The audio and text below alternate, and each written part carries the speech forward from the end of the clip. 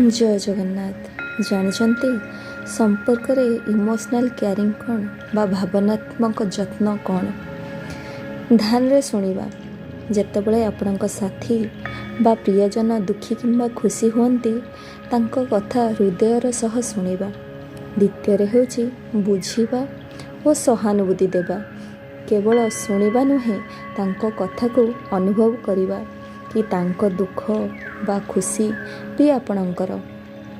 तृतीय हेउची सपोर्ट बा सहयोग करिबा। जेतेबेले आपणकर साथी दुखी थिबे सेतेबेले अनुभव कराइबा जेपरि से एका नुहंती, आपण भी तांको संगरे अछन।